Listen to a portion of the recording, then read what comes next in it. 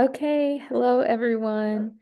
Thank you for joining us today on our Black Maternal Health Caucus monthly meeting. Today we are joined by Poem Rise advocates. They work with the Perinatal Task Force here at Ohio, and they help with peer supporting mothers, birthing people, people with children, through the full spectrum of birth and child rearing, in those early stages. And so we invited them today to talk to us about what they do and what mental health looks like in that aspect for birthing people and mothers. Um, and I realized I didn't introduce myself for anyone who's new here. My name is Amber. I work in Senator Hicks Hudson's office. We also have Deja, who works in Senator Ingram's office, and the senators will hopefully be joining us soon. But I'm going to let Deja speak for a little bit, and then we're going to turn it over to our presenters so we can hear about the wonderful work that they do throughout the state. Thanks so much, Amber. And yeah, thank you to everyone who's able to join on. I know that it's been a couple busy weeks here at the site at the State House with the budget. So the good thing is we always record all of these meetings and we can share this meeting with everyone, when folks aren't able to join as well. So just thanks again for being here. And we have Haley and Raquel today who are going to give a great presentation on the work that they do with Poem. So we're super excited to learn more about what you all are doing. Oh, You can go whenever you're ready. sounds good. Thanks so much for having us. My name is Haley Childs, and I am the Poem Program Director. I've been with Poem since 2019 as staff and initially connected as a participant in 2018. So my personal connection to this work runs pretty deep. You'll oftentimes hear people from Poem, our staff say that we are the moms we serve, and we say that because we truly are. Like I am the definition of a peer. I'm a Black mom who has experienced perinatal mood complications, birth trauma, perinatal loss with two early term miscarriages, and then also systemic racism. My fourth child was born at 23 weeks and 2 days, and she spent 118 days in the NICU. So at that time, I really struggled significantly, was anxious, depressed, and even when she came home, just because she had so many complications, like I was having a hard time seeing the light at the end of the tunnel. And I was like, for me, what felt like a literal zombie until I connected with my first poem support group and talked to other moms and birthing persons that had either similar experiences or sometimes very different experiences. But it was just hearing that there was hope and promise and healing and light, and I didn't feel that until I talked to other moms. So that is my personal connection to this work, and so thank you for allowing me to introduce myself, and I'll hand it over to Raquel to introduce herself. Thanks. And yeah, just echoing Haley and gratitude for having us here. Um, Sharing that I am Raquel Williams. I am the education manager for Poem and Poem Rise. Also the Equity Inclusivity Chair for our Ohio Perinatal Mental Health Task Force. But similar to Haley, before that, first, I'm a mom. And so while I've been with the program for about 3 years on staff, I first connected 4 years ago when I was pregnant with my now very soon to be 4-year-old, which is wild. It just comes full circle. Um, while I was pregnant, though very different experience. So I actually had a planned home birth. That while the birth went well and the care that I received was very holistic and supportive with my midwife and my doula, some of the additional like environmental factors and even how I was treated at the pediatrician afterwards and things were not so great. Um, and so I had pretty severe perinatal anxiety, depression, and what I now recognize as symptoms of perinatal obsessive compulsive disorder as well. Obviously, when I was going through it at the time, I did not have the language to name those things. I know now that I'm in the work that that's definitely what that was. But all to say is that I connected with the program, specifically Poem Rise. I started attending support groups and at that time, just again, trigger warning, content warning, and sharing that I was also navigating suicidal thoughts and ideations. And so I really tribute my time and connection with Poem Rise as the thing that saved my life in many ways. And not to embarrass her or anything, but Haley was also the person that I connected with as like a peer mentor. And I'll never forget that I thought at the time when I connected that she was only calling me. I had no idea the context of the program and how many people they were serving, but it just goes to show that the type of peer support was so one of a kind that it made me feel like I was the only person receiving that type of care. And I think that's really special and always, yeah, just I'll never not mention that. And how life-saving that this work can really be. So yes, we are coming here from a professional lens and always gonna, toot the horn of our own program, but we've also lived it and can speak to being on the receiving end of that care too. So first of all, I just want to kind of get into sharing what is POEM. So POEM is an acronym that stands for Perinatal Outreach and Encouragement for Moms. And we are a peer support program of Mental Health America of Ohio, and we also serve as the Ohio chapter for Postpartum Support International. Our team is a team of certified peer recovery supporters, and we provide free services that include direct peer support, education, resources, and referrals. And just sharing that the reason we're able to do this work is because of our funders. Oh, sorry, next slide, Raquel. So I'll just take a minute to acknowledge some of the entities that provide funding to support our mission and the work we do. Ohio Mental Health Recovery and Addiction Services, the Adam Board, Celebrate One, Ohio Department of Children and Youth, United Way, and I'm probably also missing some, but would also like to take a moment to like shout out some of the other organizations that aren't listed here, but play a critical role in partnering, collaborating with us, sending referrals our way, supporting the work we do, and doing amazing work themselves. So like different organizations like Queens Village, Mother's Cove, Root, Holistic Pregnancy and Wellness, Ohio Women's Alliance, Moms to Be. Partners like those are like a crucial part of the care navigation work that we do. So just wanted to take a moment to acknowledge those before Raquel jumps in and shares about what peer support is and why it's important. Thanks, Haley. And yeah, so obviously we're going to talk more about our services and kind of like what we do and the impact and how to connect with us. But I do think it's important even before we get into that to just share like why we operate the way that we do and why we're a peer model of care. Um, it's really core. And obviously, Haley and I shared our personal connection to the work, but even beyond that, in our personal testimonies and testimonials from our program participants, peer support is an evidence-based model of care, and that's cited in the Centers for Medicare and Medicaid. Our program is also one of one of its only kind in the state of Ohio. There's some perinatal programs in other states, but in Ohio, we're currently the only ones operating in the capacity that we do. But peers, so yes, we are people with lived experience. So I'll share this quote here. So peer specialists have lived experience similar to those of their target population, which helps them to understand and directly relate to those they are supporting. And this is a different and important nuance from clinical care. And so, yes, we are peers and we've lived experience, but we've also received formal training. That is a certification process that we do have to do continuing education and renew every 2 years. Peer work is especially helpful when we think about reducing barriers to care, not just for individuals, but for healthcare systems, which we know that can get really overwhelmed and overloaded quite quickly. So especially in the context since COVID and I think increase in access to mental health, we're still seeing shortages in providers. So when you think about a peer, we can really stand in to mitigate that provider shortage, especially provider super shortages. When you think about maybe wait times or limited access to providers of color or providers who have specialization in perinatal mental health. Peers, even though we're not a replacement for counselors or behavioral health professionals, we can provide care in the in-between, like in that wait time, which also is really cost effective when you think about services, preventing hospitalizations and lower treatment rates.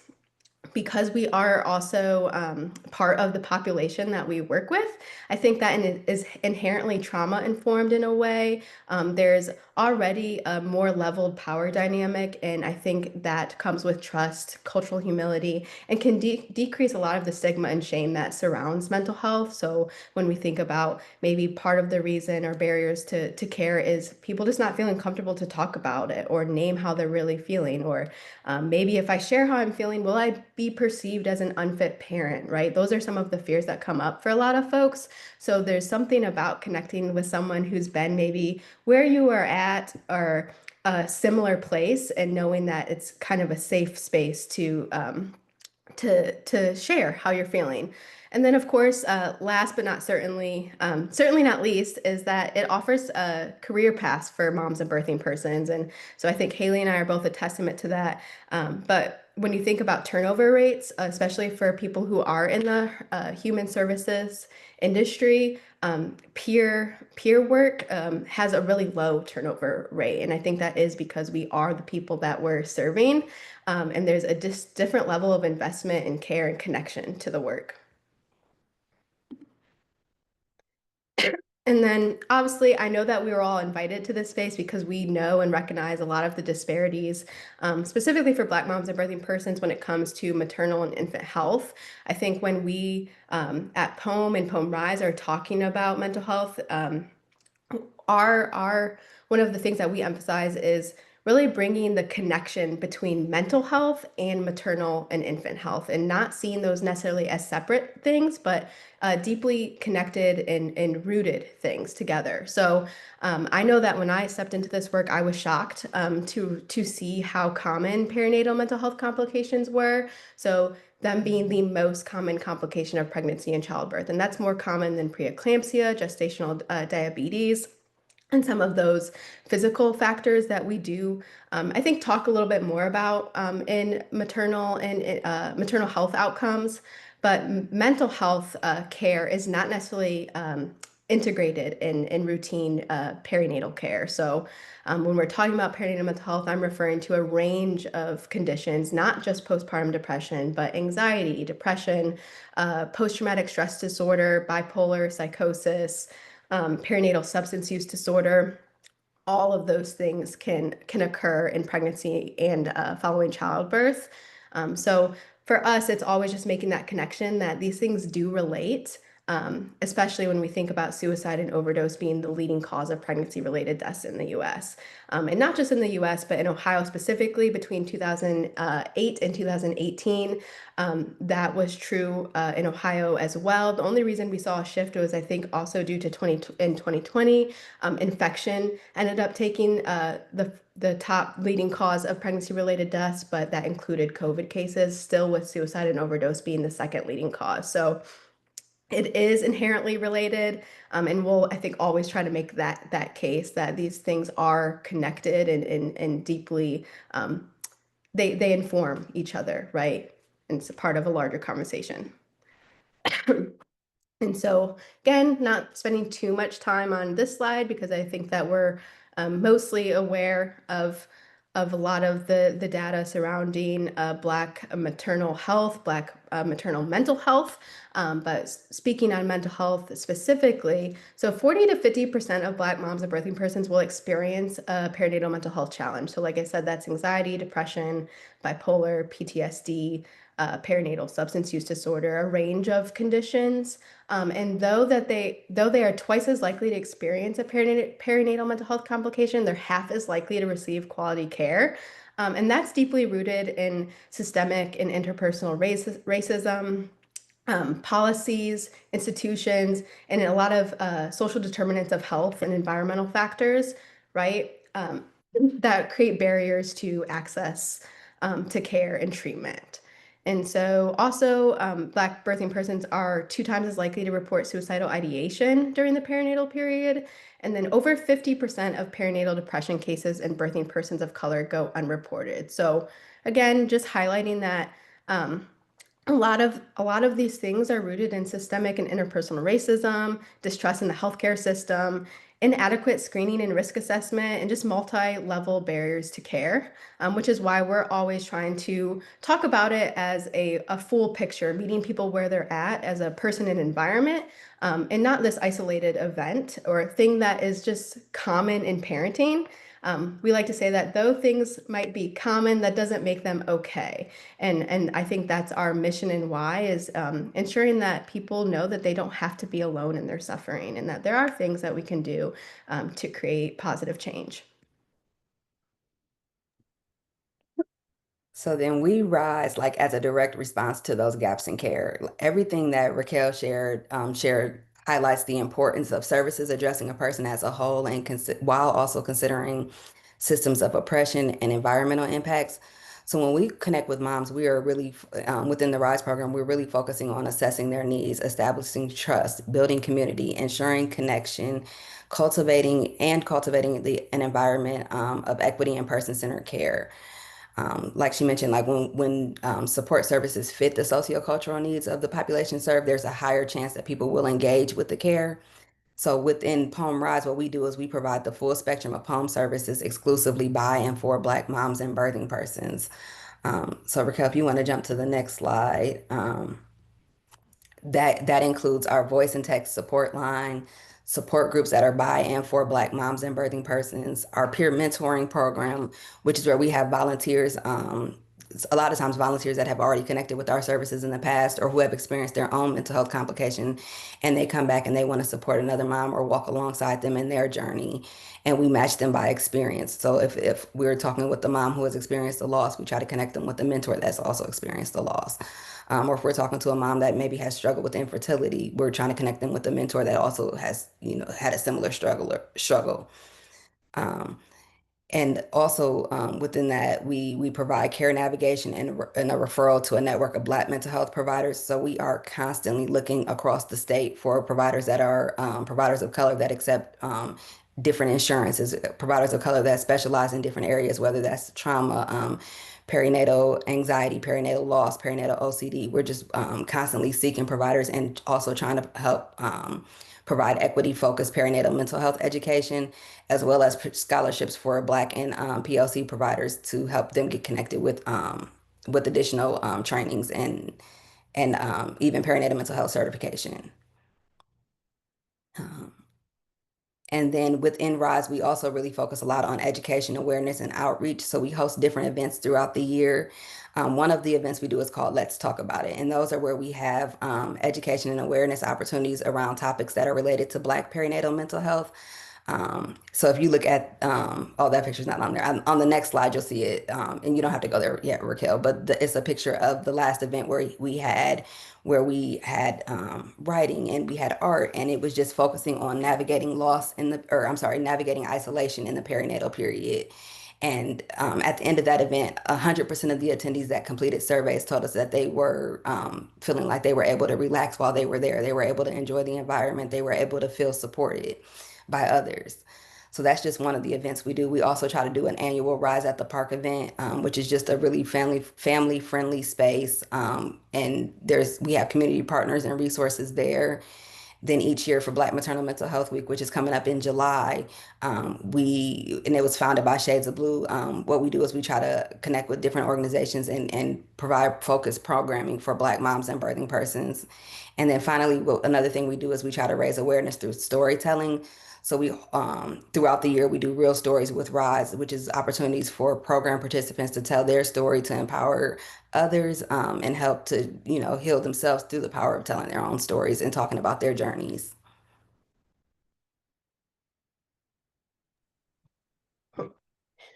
Yes. Sorry, I got happy just looking at all of the pictures of us.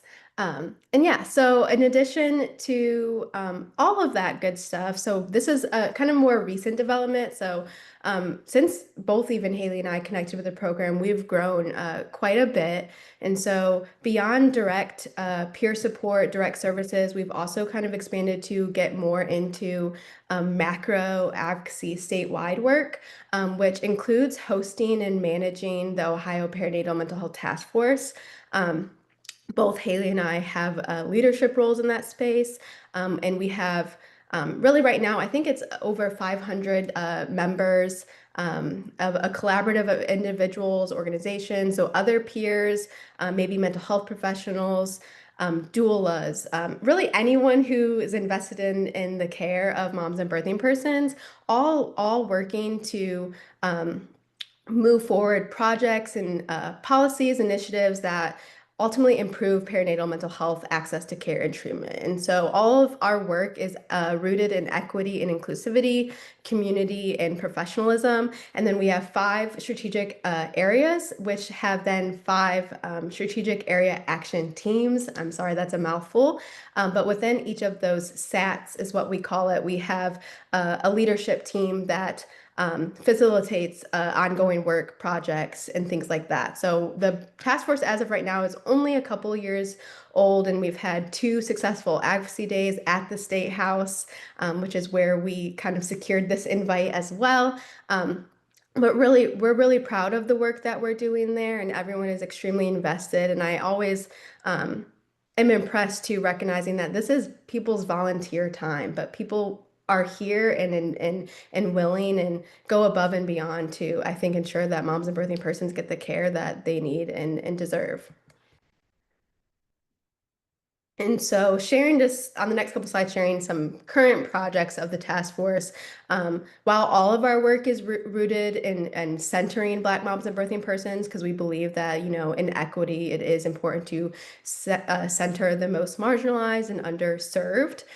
Some current projects that are really tailored around Black moms and birthing persons are a culturally responsive screening tool. So this was released officially for public access last year, but it is still online, accessible again to the public, and available to distribute at organizations. As an individual, you can download it. But what this project was a collaboration with Black birthing people, Black birth workers, perinatal service providers in Ohio, as well as Dr. Karen Sheffield Abdullah. She's actually at UNC Chapel Hill, but she does a lot of research and specializes in stress and anxiety within Black moms and birthing persons. So she helped inform some of our information in the protocol as well. But this project, we had focus groups, a lit review, background research, all the things to really figure out how to better screen and assess for perinatal mental health complications in a way that considers the lived context and cultural context for Black moms and birthing persons, recognizing that, we don't always experience things exactly the same as our white counterparts. Even our language and talking about mental health might look differently, and as well as our presentation of symptoms. It's really common for Black moms and birthing persons to have somatic symptoms. So for example, like, oh, my head's always hurting, or my stomach is always hurting. And we might see those as physical ailments alone, but really those can be rooted to mental health challenges as well.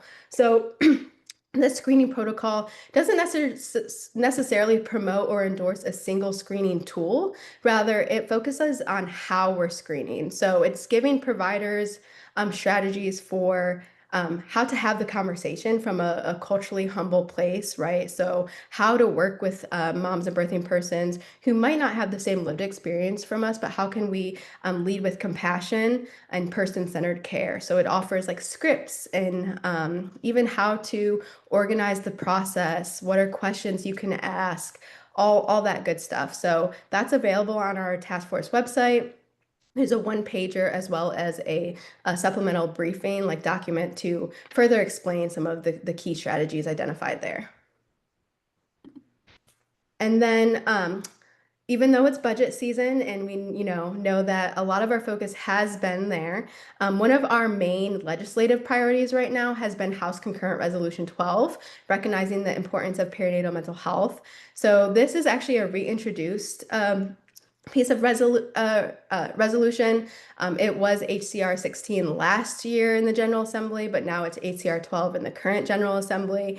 Unfortunately, it did pass in the House last year, but not in the Senate. It is sponsored by Reps Anita Samani and Sharon Ray. And what's important for us here, again, is just making that connection. So we recognize that this doesn't necessarily carry fiscal impact, but we see it as an advocacy tool, right? So acknowledging that perinatal mental health and its connection to maternal, child, and family health, it remains under-recognized, and this resolution helps raise visibility and lay the groundwork for more substantive policy. So I mentioned the advocacy day that we had early in May, and that's really what this centered.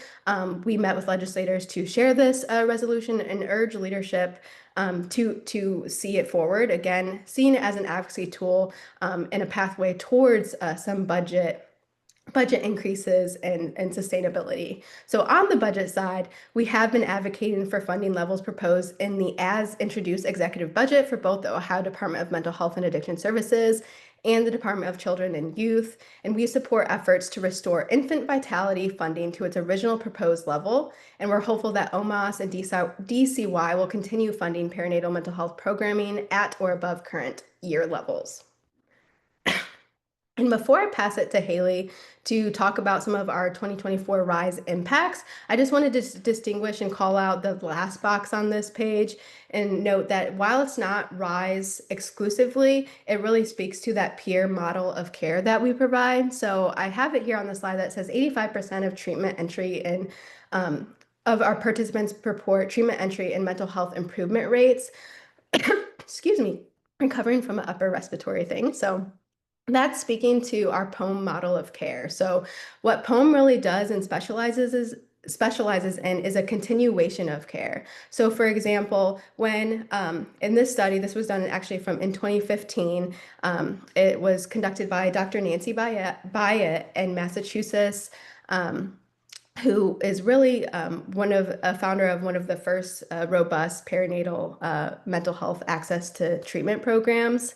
I think it's called MICPAP there. But it focuses on when you do screening. So if you screen a mom or birthing person for a mental health challenge, for example, and say you screen and you just maybe give a phone number or you don't follow up on that care or do that warm handoff, only 22% of people will report an improvement in their mental health challenges versus the POEM model of care when maybe mom or birthing gets screened, whether there's a positive score or indication of a mental health challenge or not, regardless, we follow up on that care. So we do that warm handoff and we make sure that mom or birthing person got connected to the mental health provider that they wanted to see. We make sure it's a good match. We check in weekly and bi-weekly to make sure that it's still a good match. Are you still going to your appointments? Do you feel seen, valued, heard in that space?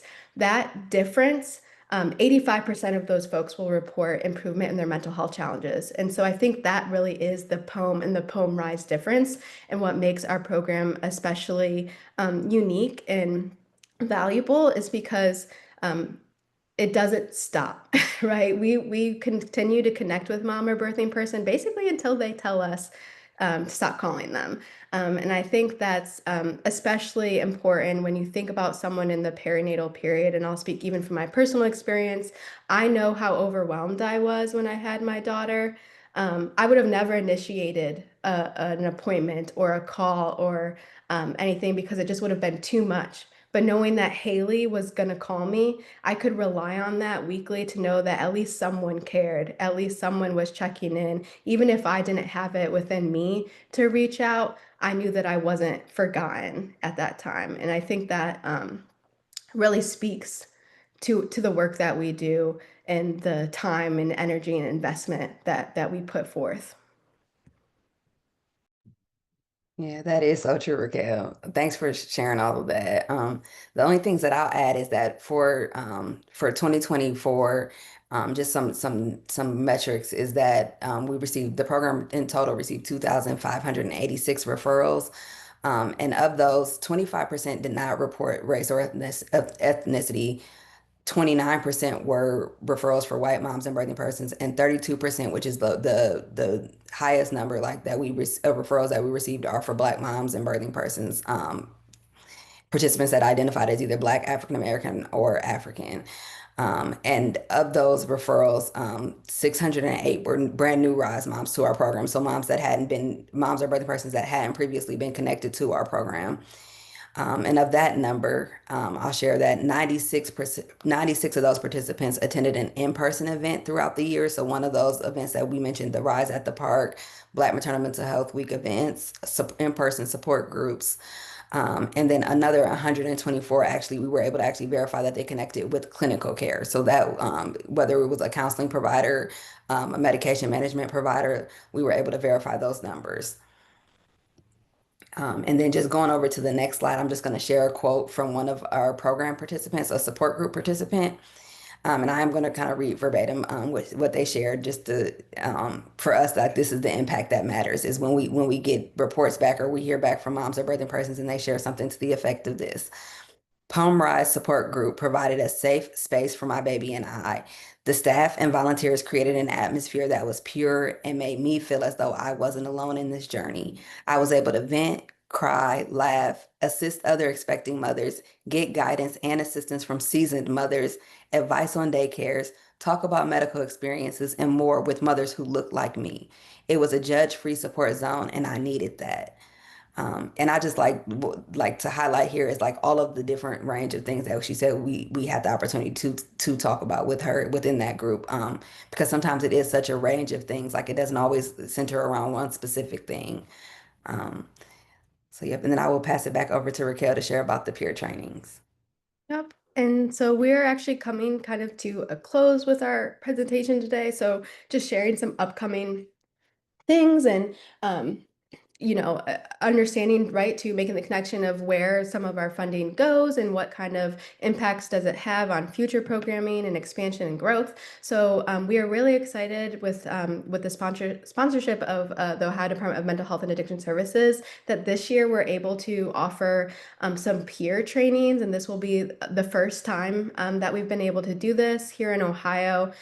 Typically, we do provide trainings every year, including CE options, but not necessarily, we haven't been able to do like a peer like workforce training. So this series of training sessions is going to be tailored for peer recovery supporters working with or aspiring to work with perinatal individuals. And it's going to be kind of two-tiered sessions. The first being a foundational course, right? So understanding the signs and symptoms of perinatal mental health, what are the best practices in screening and addressing the full spectrum of perinatal mental health complications. And then that second is going to dive a lot deeper too into care inequities and screening for Black moms and birthing persons, also boundaries within peer work. Again, speaking to like what we said is, yes, we are peers with lived experience, but also we've gone through formal training. And so we'll get into that more, all with the intention that, we really want to contribute and enhance Ohio's capacity to respond to perinatal mental health complications by helping to build a skilled and knowledgeable peer workforce. Again, because we just think that peers are really important in this space, especially when we think about working with Black moms and birthing persons in particular. It can be really critical to trust and rapport and kind of rebuilding that when historically systems and have been really oppressive or not safe places for Black moms and birthing persons. So peers can really mitigate some of those barriers, and we're just excited about this upcoming work and project and ability to share more. And so dates and all of that will be coming. This is a new and recent development, but we can close too and just we'll offer. I know this is recorded, so if there's any follow-up too, we're happy to share additional links and things. But Haley, if you want to close us out. Sure, yes. So I think you just said the staying connected. If you want to receive support, there's all the information there, and Raquel will make sure we get it sent out. And just wanted to thank everybody for your time today and allowing us to be here. And on this last slide, we have our numbers to our Dayton line and Central Ohio line, and the Cincinnati line number will be coming soon. So thank you again for having us.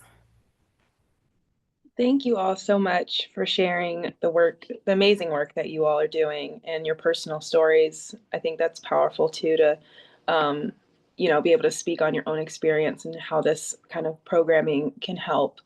We do have a question in the Q&A, so I can read that off to you all, and then if you want to respond. So the question is from Dana Meyer from the Department of Children and Youth, and she asked if poem services are available statewide. I know you mentioned Central Ohio and Dayton and Cincinnati, but are these services available to people maybe not in those regions across the state?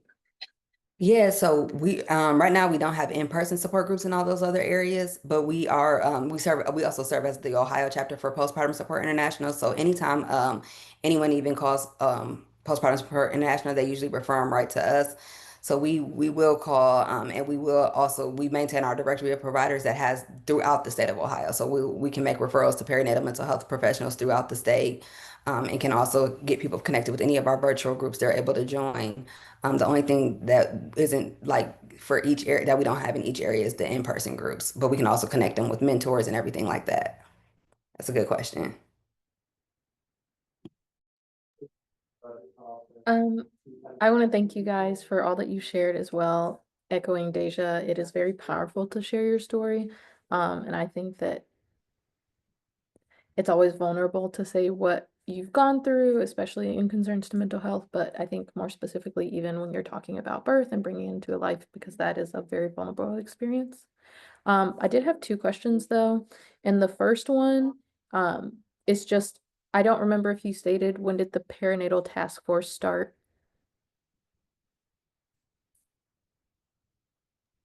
Haley, what year was it? 2 years ago? 3 years ago? We're in 2025. 2023, I think. I I believe so. think Oh, I am okay. so yeah, yeah, we're brand new babies. We're I guess in our toddler phase. Oh yeah, and no, that's great. I just was curious what the date was because when I was looking, I couldn't find that. And then the other question, I feel like might be a little bit more specific. I'm not sure if there are other peer supporters in our audience as well, but I actually am also a peer supporter. And I didn't know that there was going to be something coming for maternal peer support specifically, or like birthing peer support specifically. So I was curious, is that a like continuing education, or is that a whole new peer support license? Yeah, so it will be like an add-on training. So if you're already a peer recovery supporter, for example, so you know how there's that E-based learning academy. Mhm. So the concept is that obviously peer recovery supporters, they have to take additional.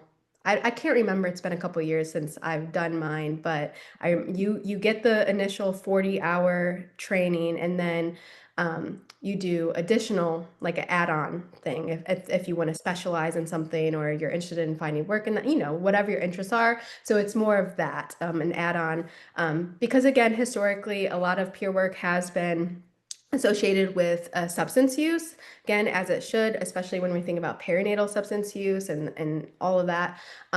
But we're hoping to have like 4 live sessions virtual where people can attend, but even after that we'll have a couple of recorded sessions that will then live on that e-based learning academy. So I guess too, and if you're counting contact hours for PRS renewal, that will be able to be counted as that if you attended. And when all of that is ready, it will be like on our website. We'll probably send out like a newsletter within our task force, as well as a newsletter for our poem like subscribers. So we'll make sure that it gets to you. I can make sure I add even you, like the caucus as well, to as people subscribe to receive that information when it's ready.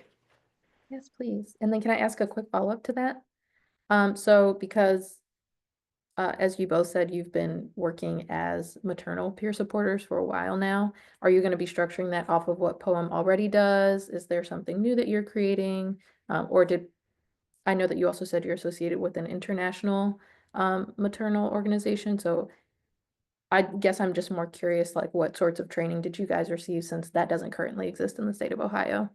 Yeah, so poem, well, Haley, you can answer maybe more on the model. I'll answer specifically to the training. So poem, all of us, we did receive like training through PSI. Like they have I forget what it's called. And you actually, Haley, you could speak to it because you can plug their upcoming training.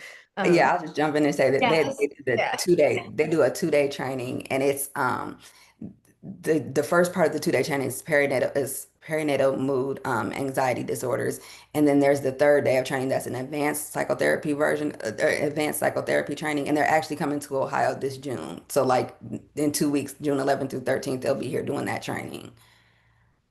And Yeah. sorry, hand it back to Yeah, you. no. And so that in context of so like our staff, right? We have a team of 8 that have they're all PRS, peer recovery supporters, certified, but then have also received additional training through PSI, specific to the perinatal time period. So that's where the training that we have received, but not necessarily like right up peer training. What will be different with this training is us trying to integrate some of that. So it will be informed by just the work that we do every day and our understanding of perinatal mental health. It also will include more on perinatal substance use. So it's going to be, I guess, it will be like the first of of its kind in a lot of ways, but informed by previous trainings, which is like the basic peer training, PSI training, as well as a previous partnership that we'd had with Policy Center for Maternal Mental Health. That's a national org. We've done like a one-off peer training with them for the past few falls, and so we'll adapt elements of that as well. That is very cool, and thank you for that very thorough answer to you both. Yeah, it's great work.